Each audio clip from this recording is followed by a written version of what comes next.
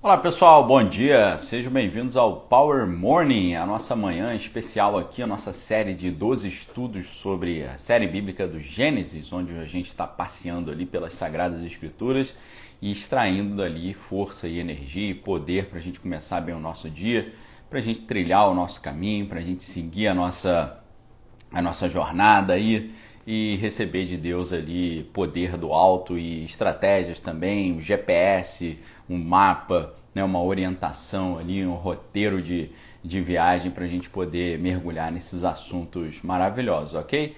Então hoje é o nosso encontro número 6 e nosso encontro número 6, o tema de hoje é o vazio. Eu vou colocar aqui para vocês para facilitar, depois para a galera que está chegando depois aí. Então hoje é o Power Morning 6, né? A gente fez de segunda a sexta na semana passada e completando 5 dias, né? Então hoje é o Power Morning 6, o vazio. Por que o vazio? Por causa do Gênesis, né? E a terra estava sem forma e vazia. E hoje a gente vai fazer um tira-teima nisso aqui, tá? Já fixei aí, Power Morning 6, o vazio. Sejam bem-vindos. Peço a vocês aí a gentileza de me comunicarem se o áudio está legal, tá certo? O áudio está legal, a imagem está legal. Se tiver tudo certo aí, a gente já manda um abraço. A Evelise está lá em Joinville, a Cíntia está na área, Riton, Reis, Bruna, todo mundo aí, pessoas. Deixa eu ver aqui, Guinho, tá bom? Então, se vocês puderem depois, é só me dar um toquezinho se tá tudo certo pra gente já mandar brasa. Evelise falando que tá tudo certo. MM Conger aí dando bom dia. Edgar, meu sogro, tá na área aí dando bom dia também. A Danusa falou que tá mudo, né? A Ângela Lisier falou que tá ótimo. Riton Reis falou que tá tudo certo. Cíntia, tudo legal. Beleza. Pessoal, então vamos lá. A gente vai fazer um passeio hoje muito legal aqui no texto original da Bíblia. Eu tenho certeza que vocês vão gostar demais. Nós vimos então, fazendo um breve resumo, né? Lembrando que você pode assistir as aulas anteriores lá aqui no próprio Instagram e lá também no YouTube do Manual da Independência. Meu grande amigo pastor Valmor Moreira está na área aí também, uma honra contar com a sua presença, meu amigo. E então nós vimos, né, no princípio criou Deus os céus e a terra. O André Churraqui, esse importante tradutor bíblico aqui, grande conhecedor das línguas originais, o André Churraqui, ele traduz, né, o no princípio por en tête em francês, ou seja, no cabeça, né, ou encabeçando. Então, já que ele traduziu no princípio como no cabeça, a gente primeiro fez uma reflexão óbvia falando de Jesus Cristo, depois fizemos uma reflexão ali mostrando que assim como Deus criou o céu e a terra, através do cabeça que é Cristo, o verbo de Deus criador, nós mostramos também que a nossa mente, ela também cria o mundo ao nosso redor. A maneira como a gente configura a nossa mente, a maneira como a gente olha para o mundo, os critérios que a gente usa para julgar as coisas que aparecem diante de nós, vão formar também a nossa compreensão do mundo. Então, a gente começou analisando o Gênesis, né? No princípio criou Deus os céus e a terra, ou seja, na nossa mente nós criamos quem é a autoridade da nossa mente. A gente pode escolher Deus ou nós mesmos como autoridade. Quando a gente escolhe nós mesmos como autoridade, vem o caos. Quando a gente escolhe Deus como autoridade, vem a ordem. E aí mostrei para vocês que os céus têm a união do fogo e da água e a terra ela tem as suas divisões, as suas repartições. Comparei os céus com a mente e a terra com o coração. Então, no princípio criou Deus os céus e a terra. No princípio, ou seja, na mente, nós entronizamos quem é a autoridade e essa autoridade vai definir o controle dos pensamentos e o controle das atitudes, ok? Só que aí o versículo 2 ele começa totalmente distinto, né? O versículo 2 ele fala: a terra, porém, estava sem forma e vazia. Havia trevas sobre a face do abismo e o Espírito de Deus pairava sobre as águas. Então hoje a gente vai mergulhar nesse versículo 2, vamos destrinchar aqui o que a gente encontra lá no texto original hebraico, tá? A Malu Kestel tá na área aí, Guten Morgen, a Gomes Marias também, muito obrigado aí, Elga.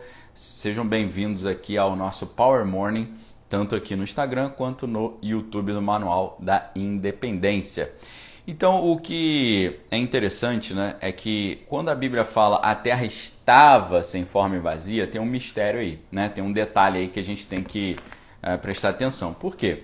No texto original, a palavra que está sendo usada é raiá. né? E Hayá, que significa ser ou tornar-se, pode ter essas duas acepções, né? Aquilo que é ou aquilo que veio a ser, aquilo que está ou aquilo que ficou, né? Aquilo que se tornou.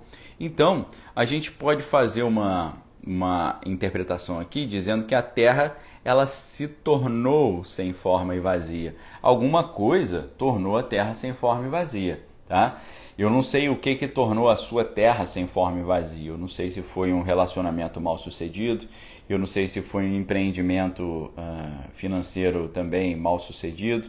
Eu não sei se foram questões da infância, se for alguma situação de trauma que você passou. Todos nós temos ali os nossos obstáculos, os nossos problemas, os nossos desafios, alguns com questões mais complexas, outros com questões mais simples, mas fato é que todas as pessoas têm, né, aquelas coisas que te puxam para trás, tiram a ordem do seu dia, atrapalham atrapalham ali a estrutura da sua realidade, do seu cotidiano.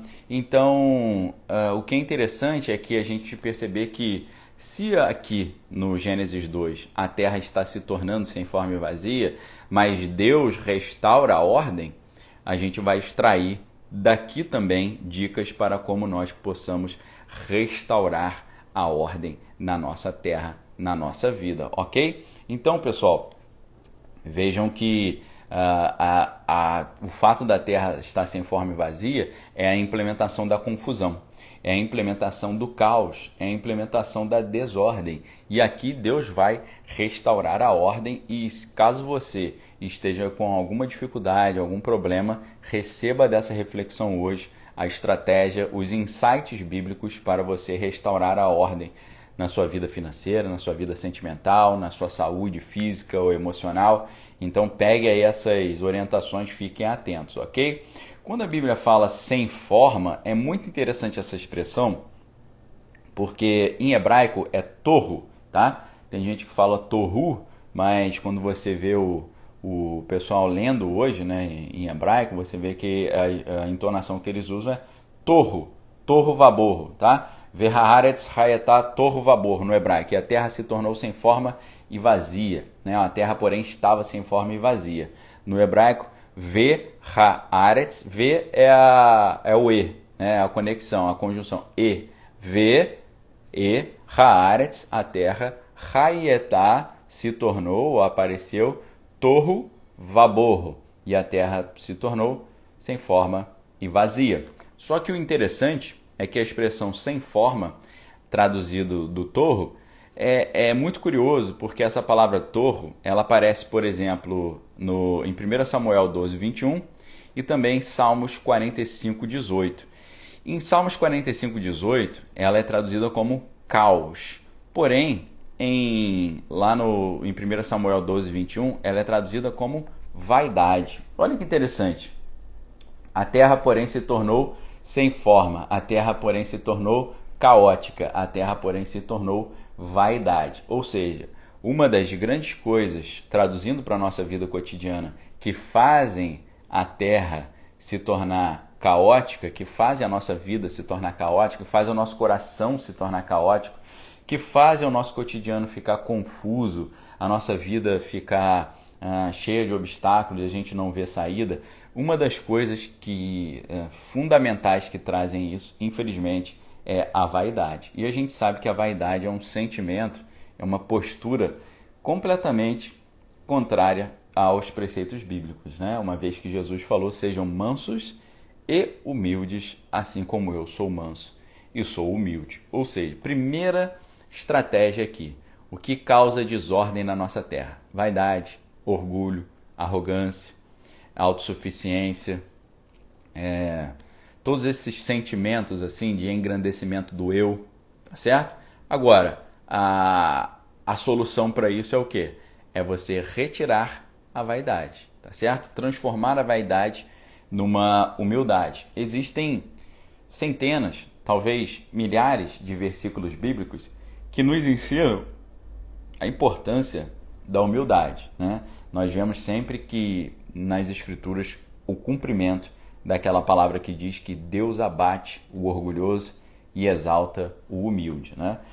O humilde, ele não precisa se exaltar, ele não vai se exaltar. Quem o exalta é Deus. Não é muito melhor?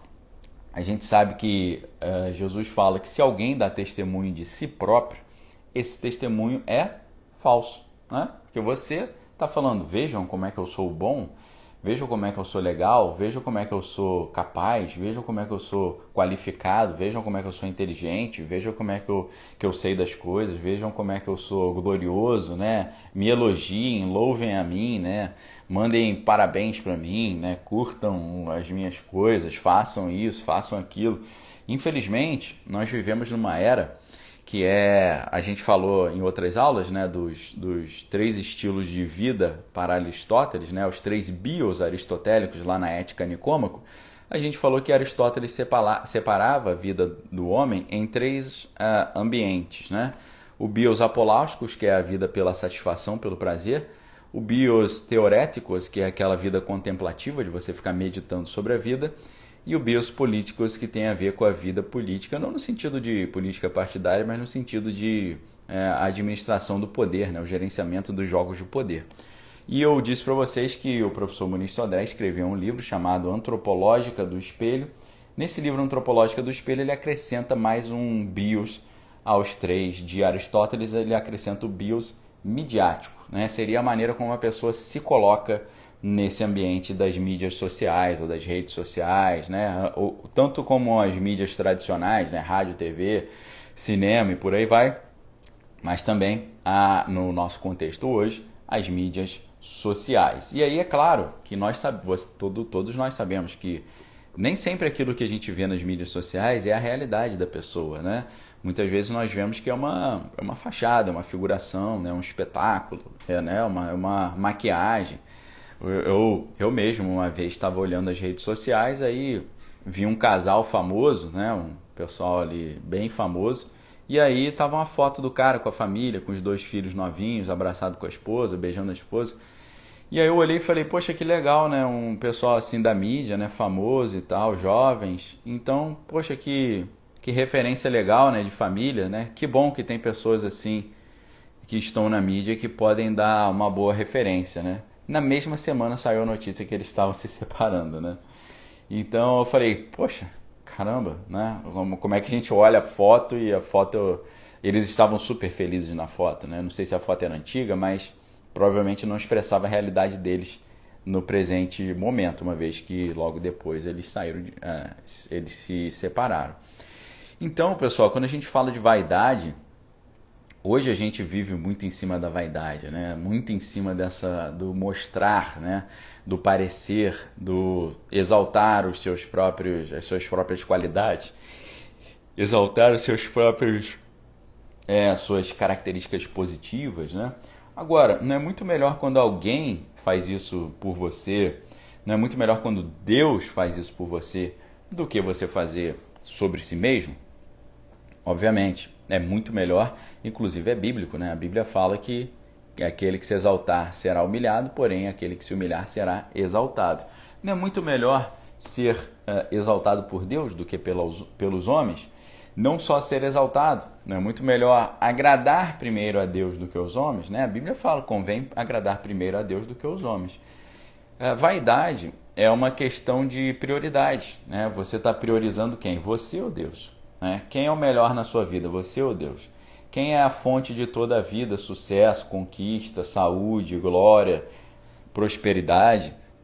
Quem é a fonte, você ou Deus? Né? Se Deus é a fonte, você não pega para você essa glória, né? Você não retém isso para você. Você sabe que isso é atribuído ao nosso Senhor e Salvador Jesus Cristo. É Ele que é o esplendor da glória. Tanto que a Bíblia separa uma simbologia que eu acho muito legal, que você tem o sol na Bíblia e a lua na Bíblia. O sol geralmente ele remete a Deus, ao Deus Pai, e a lua na Bíblia remete à igreja, ao povo de Deus. E qual é a metáfora legal que tem nisso aí? Enquanto o sol é uma estrela, ou seja, ele produz luz própria, ele tem ali uma fissão nuclear, né? O sol ele é uma usina de energia, tanto energia luminosa quanto energia térmica, né, calor e luz, ele faz a fissão do átomo e fazendo isso libera uma quantidade gigantesca de energia. Então, o que acontece? O Sol ele produz energia própria, ele tem uma usina própria de energia, ele produz calor próprio e luz própria. O Sol tem luz própria, ele tem glória própria. A Lua não é uma estrela, a Lua é um satélite. O satélite ele não tem luz própria. Você sabe que a Lua ela não produz luz própria. A luz da Lua é um mero reflexo da luz do Sol. Se o Sol deixar de existir, a Lua nunca mais vai brilhar. Mas se a Lua deixar de existir, o Sol vai continuar brilhando, ok? É por isso que a gente fala as estrelas da televisão, as estrelas da música, as estrelas do cinema. Você está atribuindo a elas luz própria. Só que nós sabemos que quando nós transportamos isso para essa reflexão bíblica, não é assim que funciona. Só quem tem luz própria é Deus.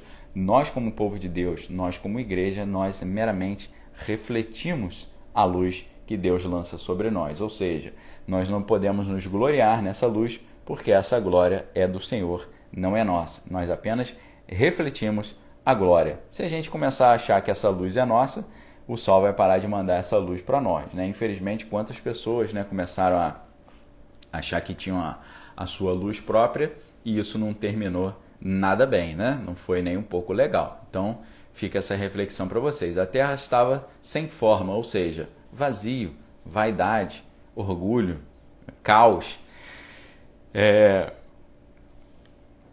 Orgulho, caos ali, autossuficiência, né? Elogio próprio. Todas essas questões envolvidas, né? E além disso, ela não estava apenas sem forma, ela estava também vazia. Como eu já tinha falado para vocês, o vazio em hebraico é borro, né? Torro, vaborro. Torro é a primeira palavra, sem forma, e aí a Bíblia usa o e, né? O e é o v, né? Em hebraico, a conjunção e, ela pode ser o som de v ou o som de u, tá certo? É a mesma letra hebraica que a letra vav. A letra vav ela faz o papel dessa conexão, tá bom? Então, ve haaretz e a terra, raietá se tornou torro, sem forma, vaborro e vazia. Vazia em hebraico é borro, que também pode remeter, olha que interessante, né? A ideia de borro tem origem numa palavra hebraica que é abá. Abá significa consentir ou desejar, né? A ideia de borro também remete a uma caixa, né? Porque a caixa ela tem um vazio dentro de si que deseja ser preenchido, tá bom? Então essa ideia do vazio, do borro, significa como se fosse uma caixa, ou um recipiente, ou um vaso que está desejando ser preenchido. A gente sabe que qual é a razão de ser de um vaso, né? É ser preenchido. Então, o vaso vazio, ele não está cumprindo o seu propósito, a sua existência. Ele está desejando ser preenchido. O problema é que quando nós comparamos o ser humano com um vaso, é um vaso que pode ser preenchido com coisas boas ou com coisas ruins, né? A gente sabe que Jesus fala sobre quando um espírito maligno está preenchendo o vaso, né? Jesus diz, quando o espírito imundo sai do homem, ele vai para lugares secos, desérticos, né? Áridos. Voltando e encontrando a casa vazia, porém adornada, ele vai, chama outros 7 espíritos piores do que ele, e o segundo estado da pessoa é pior do que o primeiro. Olha que interessante isso, né? A pessoa estava ali, o ser humano como um vaso, preenchido por coisas ruins, né? O espírito maligno sai, e se Deus não vem preencher aquele lugar vazio, a situação, o segundo estado da pessoa fica pior do que o primeiro, né? Porque vem outros piores para preencher aquele vaso. Então, quando a Bíblia está falando que a terra estava sem forma, ou seja, estava cheia de vaidade, ela estava vazia. Porque quem vive na vaidade não tem o seu coração preenchido por Deus. Quem vive na vaidade está com o seu coração preenchido por outras coisas. Ou está com o seu vaso vazio. E esse vaso vazio, ele tem um desejo de ser preenchido. A Bíblia fala que o homem tem dentro de si um vazio do tamanho de Deus, né? Não a Bíblia, né? Na verdade, perdão. O escritor Dostoiévski no livro O Idiota, se eu não estou enganado. O homem tem dentro de si um vazio do tamanho de Deus, ou seja, um vazio muito grande. E a pessoa que não conhece as coisas de Deus, ela sente esse desejo de preencher o seu vazio interior Mas ela não conhecendo o poder de Deus, a palavra de Deus, a presença de Deus, o Filho de Deus, que é Jesus Cristo, a pessoa tenta preencher esse vazio com relacionamentos, com entorpecentes, com dinheiro, com fama, com glória, com outras coisas que não edificam nem um pouco. Então, nunca conseguem preencher esse vazio. É isso que acontece com a pessoa que anda no caminho da vaidade. Mas a Bíblia fala, como a gente citou no encontro passado, bem-aventurado aquele que não anda segundo o conselho de ímpios, nem se detém no caminho dos pecadores, nem se assenta na roda dos escarnecedores, antes tem o seu prazer na lei do Senhor e na sua lei medita de dia e de noite. Fazendo assim, será como uma árvore plantada junto a rio de águas, que dá fruto no tempo certo, cujas folhas não caem e que tudo que fizer prosperará. Esse é o grande gatilho para transformar a vaidade em humildade e transformar o vazio em preenchimento. É você meditar na palavra de dia e de noite, porque quando você faz isso, abandonando o caminho dos ímpios, o conselho dos ímpios, o caminho dos pecadores, saindo da roda dos escarnecedores, quando você abandona essa dinâmica e medita na palavra de dia e de noite, esse vazio se transforma em preenchimento. Você é como a árvore plantada junto ao rio de águas, que vai dar o seu fruto no tempo certo, cujas folhas não vão cair e tudo que você fizer vai prosperar em nome de Jesus, amém?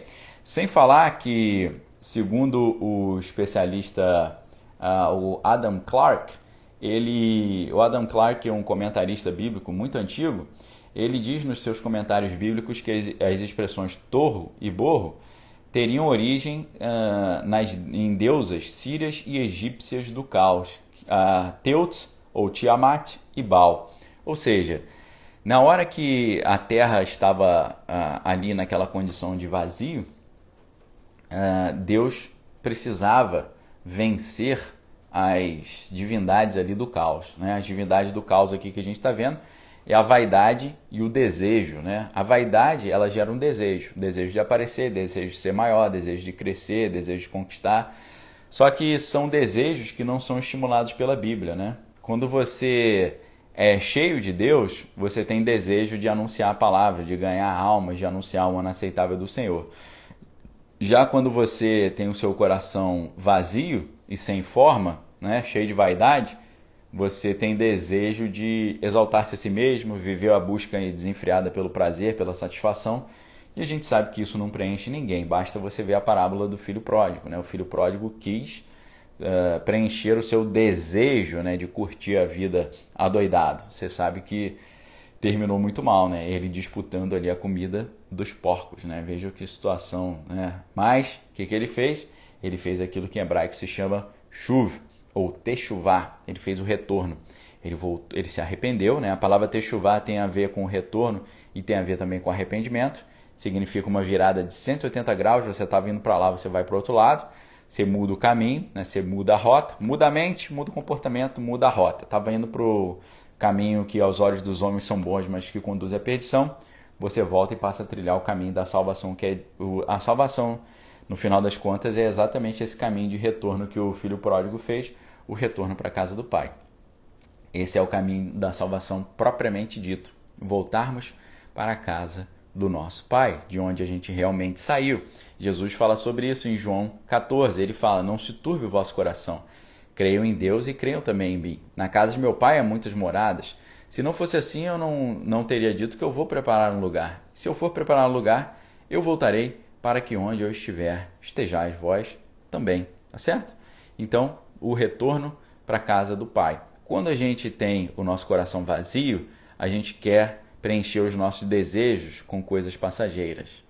Agora, quando o nosso coração está cheio da presença de Deus, o nosso desejo é retornar para a casa do Pai e cumprir a palavra de Deus, amém? Não fazendo aquilo que Jesus fala. Vocês me chamam de Senhor, mas não cumprem os meus mandamentos. Vocês dizem que me amam, mas não fazem o que eu mando. Não, é colocar a Deus em primeiro lugar, buscando primeiro o reino de Deus e a sua justiça e as demais coisas sendo acrescentadas. Amém, queridos? Então, tá aí já a dica, Às vezes você fala, eu não sou uma pessoa vaidosa.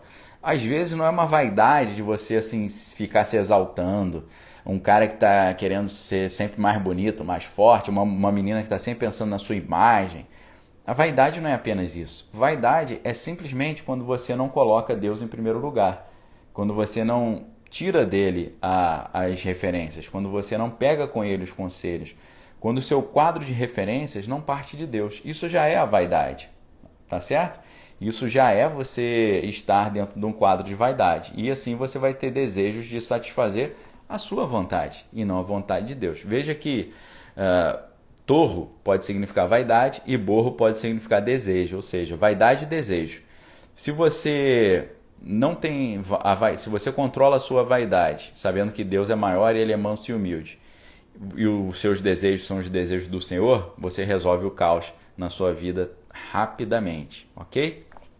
Então, galera, continuando aqui, a Bíblia vai dizer que havia, além da situação de estar caótica e vazia, havia trevas sobre a face do abismo. Ou seja, essas trevas aí a gente precisa pesquisar o que é. Por quê? Tem uma questão muito interessante, simples, porém interessante. A luz não havia sido criada ainda, né? Como é que havia trevas, né? As trevas são a ausência de luz. E a Bíblia não está falando que havia treva generalizada. A Bíblia está falando que havia ausência de luz no abismo, tá? E havia trevas sobre a face do abismo.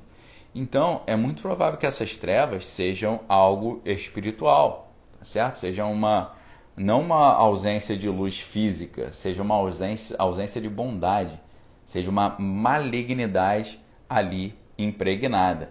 E é possível que esses seres, Teut e Baal, né, Tiamat e Ubal, estejam aprisionados ali no fundo do abismo. E alguns desses seres, se você ler as escrituras, lá na parte escatológica, né, do Apocalipse, você vai ver que no final dos tempos virá um cometa chamado Absinto.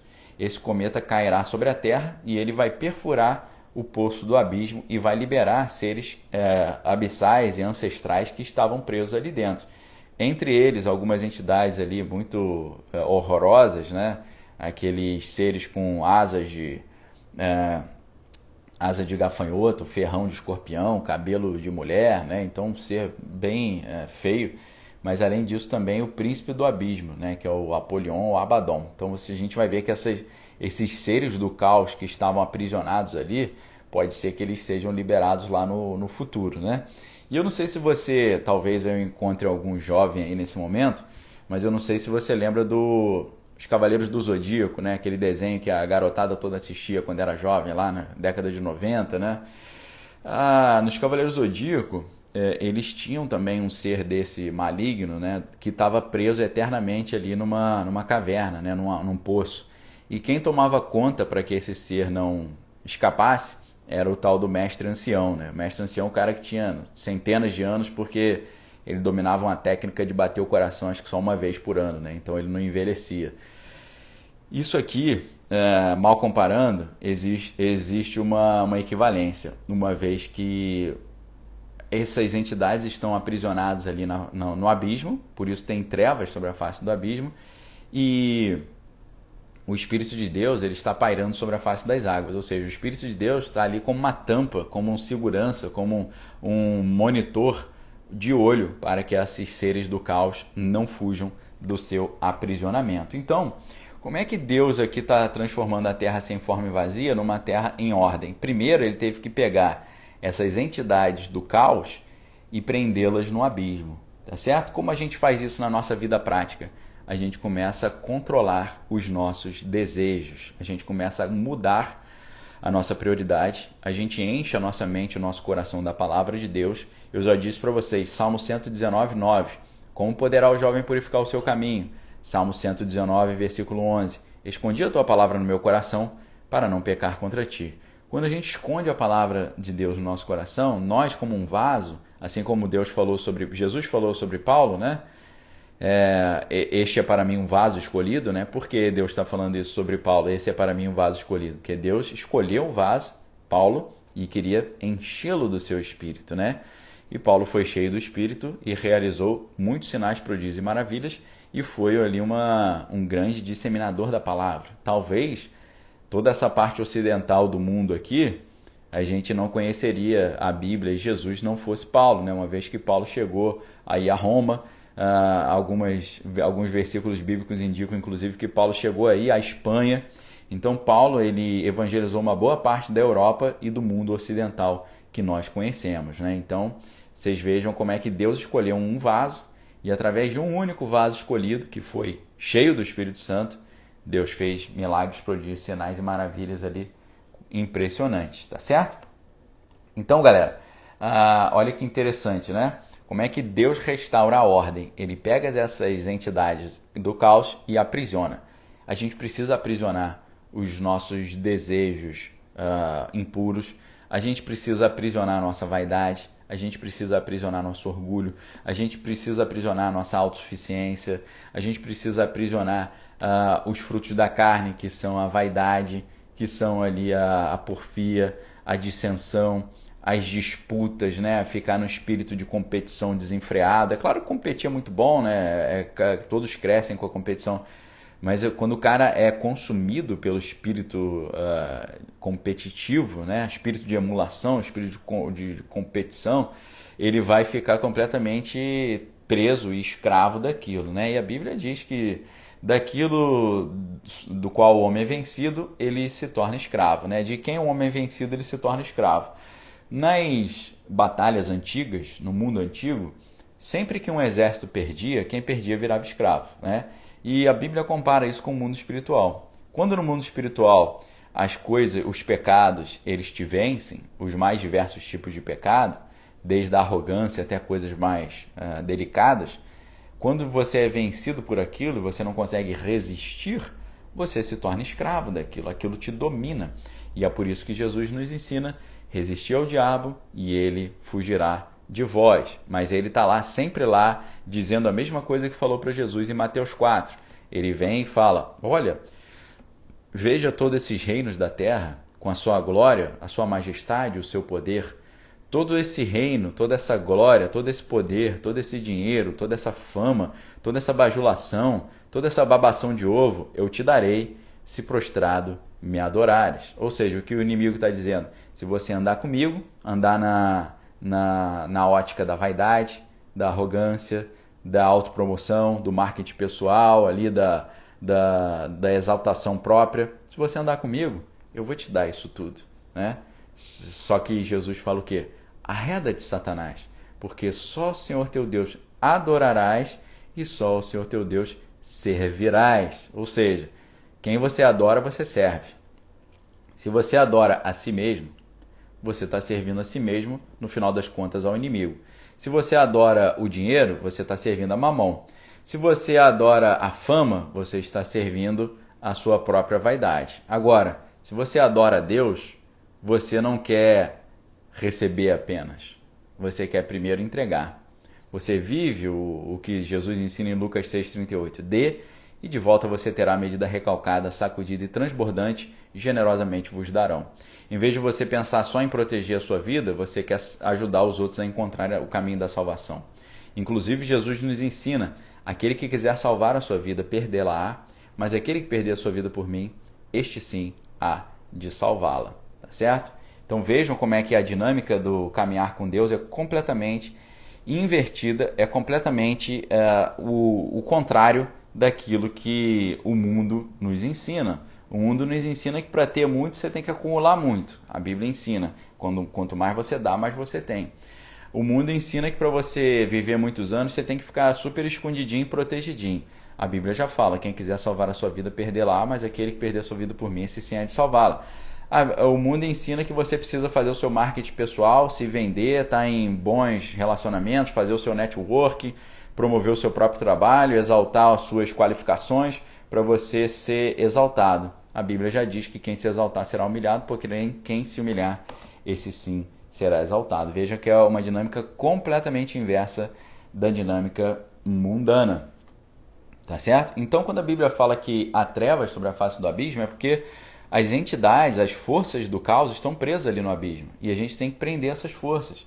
Quando a gente prende essas forças do fruto da carne, porfia, dissensão, espírito de emulação, vaidade, ciúme, quando a gente prende isso tudo no abismo, a gente começa a manifestar o fruto do Espírito.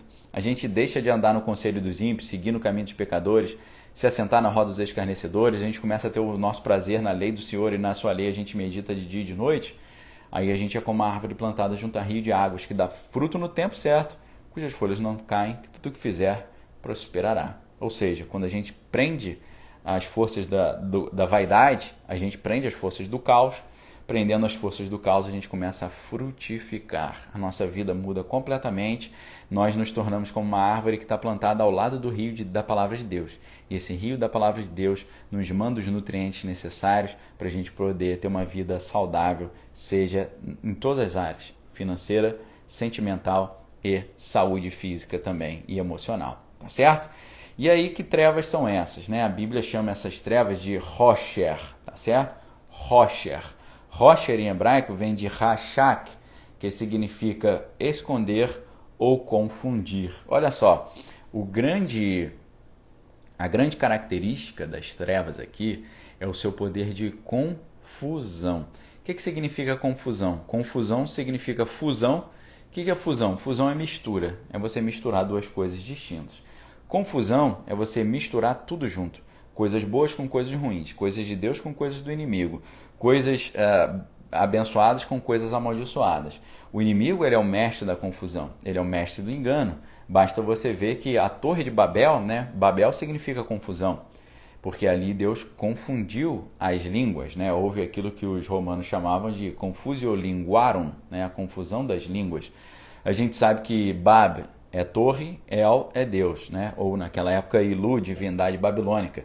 Bab e Lu, a torre de Deus. Quiseram fazer uma torre para chegar até Deus lá e não depender de Deus. Flávio Joséfo diz na sua História dos Hebreus que os seres humanos quiseram fazer uma torre para fugir do...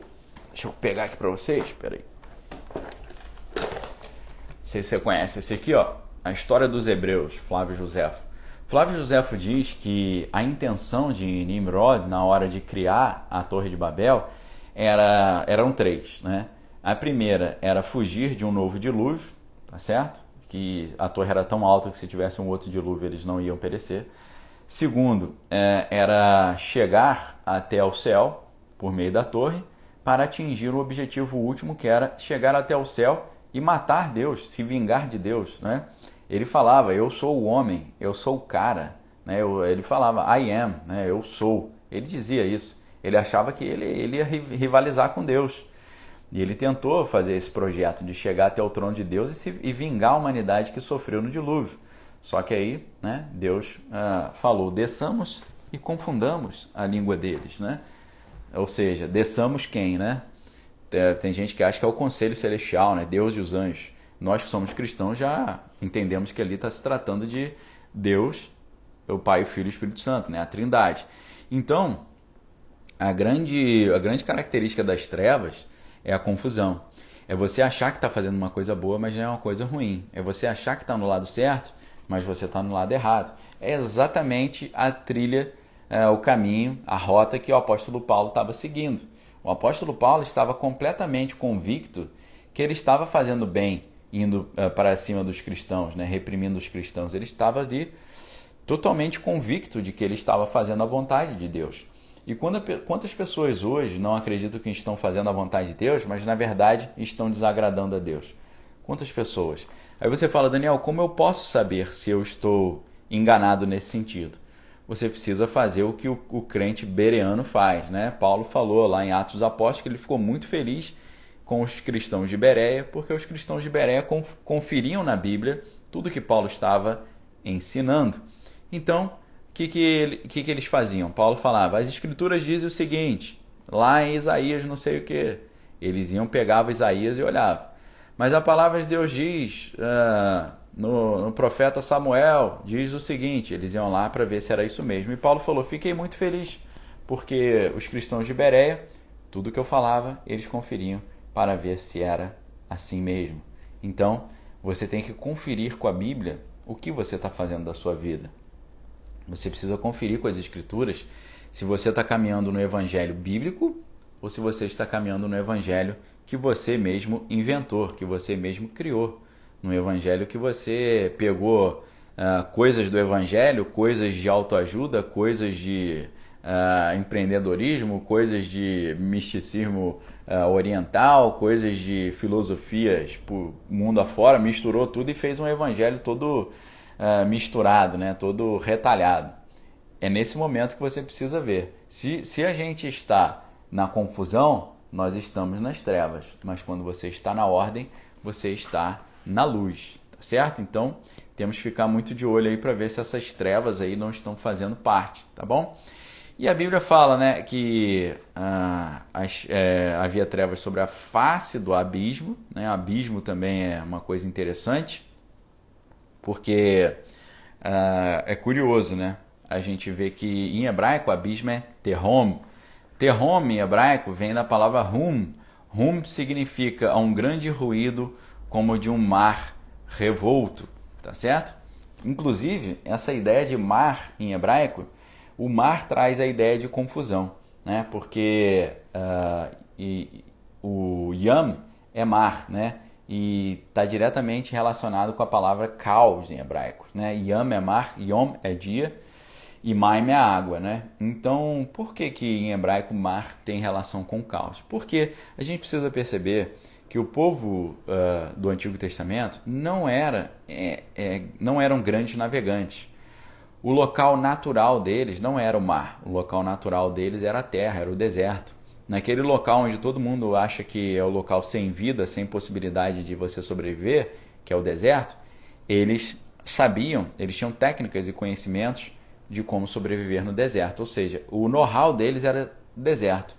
Quando esse povo do deserto olhava para o mar, eles viam as ondas, né? Eles viam as tempestades, eles viam os ventos, né? Então o barulho das ondas trazia para eles a ideia: esse lugar aqui é complicado, esse lugar é perigoso.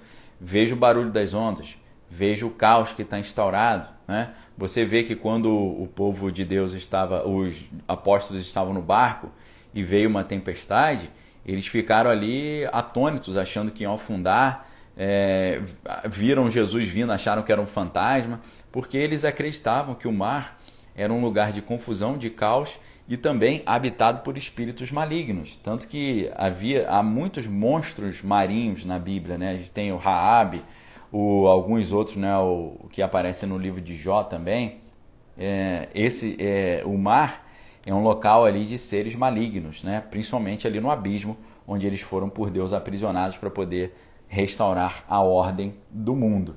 Então, o que é curioso é que quando a Bíblia fala que havia trevas sobre a face do abismo, a palavra abismo também tem a ver com confusão, tem a ver com ruído, mar revolto e tem a ver com a ideia de pranto, né? Como se fosse uma gritaria, né? De sofrimento e tal. Interessante aquilo que a Bíblia fala, né? Do local de pranto e ranger de dentes, né? Então, infelizmente, essa é a realidade de quem vive pela vaidade, né? Uma vida de constante sofrimento, porque é um vazio dentro de si que você só vai conseguir preencher com Deus. Tentando preencher com relacionamentos, com prazer da carne, com fama, glória, bajulação e autopromoção e por aí vai, não consegue preencher de jeito nenhum, tá certo? E aí a Bíblia fala, né, que havia trevas sobre a face do abismo, mas agora aparece ali o que vai garantir que essas entidades fiquem aprisionadas. É o Espírito, certo? Mas o Espírito, o Ruach, ele estava ali pairando sobre a face das águas.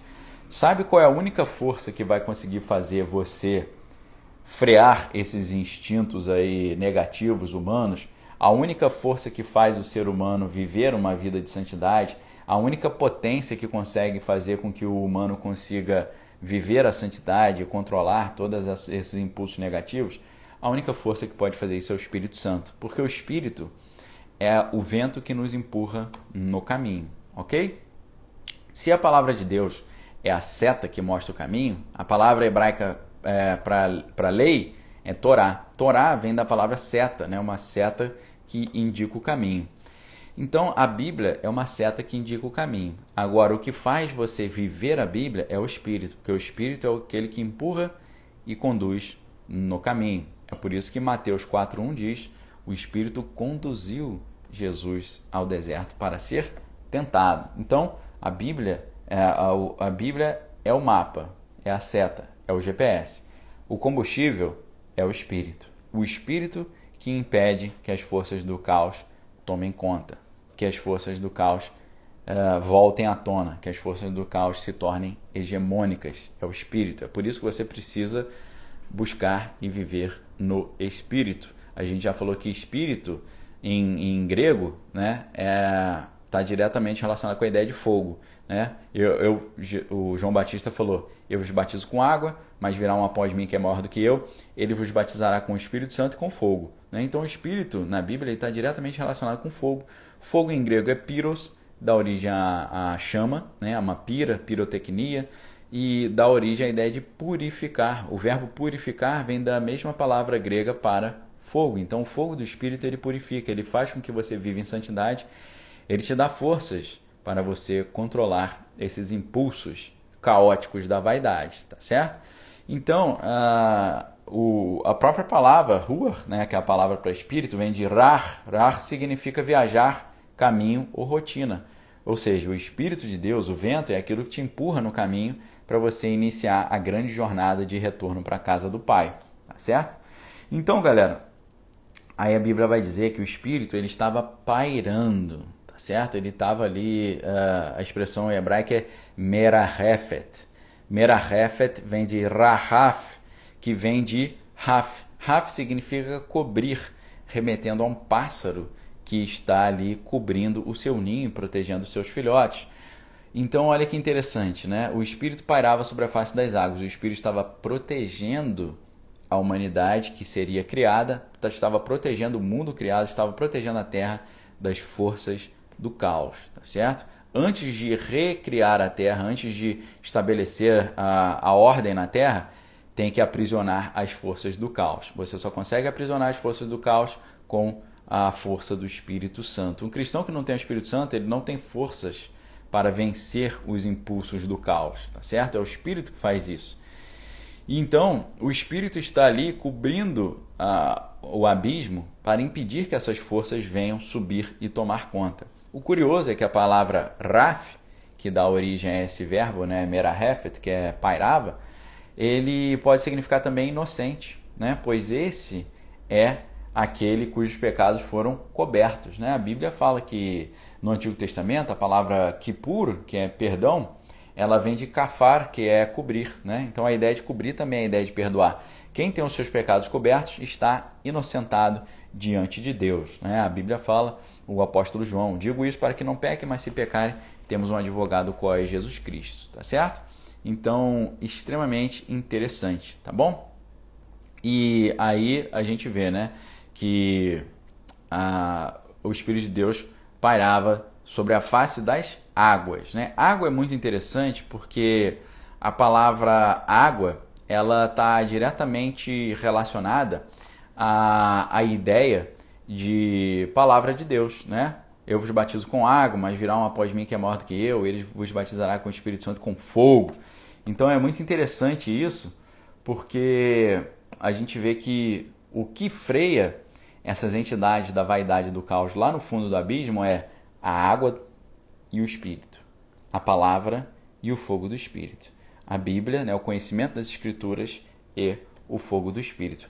Isso é um tampão que tampa o poço do abismo e prende essas entidades ali dentro, impedindo que elas queiram subir e tomar conta de toda a situação, tá certo? Então é muito interessante a gente ver essa ideia, né, de que com a Bíblia, que é a palavra, que é a água, e o Espírito, que é o fogo, você consegue prender no abismo essas forças da vaidade e do caos, e você consegue restaurar a ordem à sua vida, colocando Deus em primeiro lugar e cumprindo aquilo que a Bíblia diz: buscai primeiro o reino de Deus e a sua justiça, e as demais coisas vos serão acrescentadas. Ok, queridos? Amanhã eu vou mostrar para vocês como é que Deus faz essa implementação da ordem, como é que ele implementa essa ordem, e a gente vai ver que ele usou um elemento muito importante, que foi o primeiro elemento criado, que é a luz. A gente vai mergulhar nesse estudo aí, ok? Queridos, fiquem com Deus. Muito obrigado aí pela participação. Examine todas as coisas e retém o que é bom. Essa foi a nossa 6ª aula. São 12 aulas nessa série do Gênesis. Então esteja conosco aqui amanhã às 7 da manhã. Se Deus assim o permitir, estaremos aqui. O vídeo vai ficar gravado no Instagram, onde você vai poder rever a hora que você quiser. E o vídeo também vai ficar gravado no YouTube, no meu canal Manual da Independência. No YouTube é interessante, se você quiser assistir depois, porque lá você pode acelerar o vídeo, assisti-lo com uma velocidade mais alta. E aí um vídeo de 1 hora você assiste em meia hora, se você colocar o dobro de velocidade. E eu já fiz esse teste, eu sempre revejo os meus vídeos ali. Você pode assistir tranquilamente em 2 vezes a velocidade, porque dá para entender tudo que eu falo. Porque quando o som tá legal, a dicção é boa e o ritmo da fala tá legal, você consegue assistir tranquilamente em 2 vezes, tá bom? Então fica essa sugestão. Forte abraço para vocês. Tenham uma semana abençoada. Que Deus nos proteja das enfermidades. Que Deus nos proteja da falência, Deus nos proteja do desemprego, Deus guarde todos nós no esconderijo do Altíssimo, na sombra do Onipotente, que nenhuma arma forjada contra nós possa prevalecer, porque somos mais do que vencedores em Cristo Jesus. A palavra diz que maldição sem causa não prospera, e a Bíblia nos garante que o inimigo não pode nos tocar aqueles que são do Senhor. Quem é do Senhor, o maligno não lhe pode tocar. O inimigo está ao derredor, rugindo como leão procurando a quem tragar, mas o anjo do Senhor acampa ao redor daqueles que o temem e os livra. Amém? Que o Senhor esteja acampado ao redor da sua vida, te protegendo de todo mal. Em nome do Senhor Jesus. Voltamos amanhã às 7 horas da manhã, se o nosso Senhor Jesus assim o permitir. Amém? Fique com Deus. Um abraço. Uma semana abençoada para vocês, em nome de Jesus. Amém.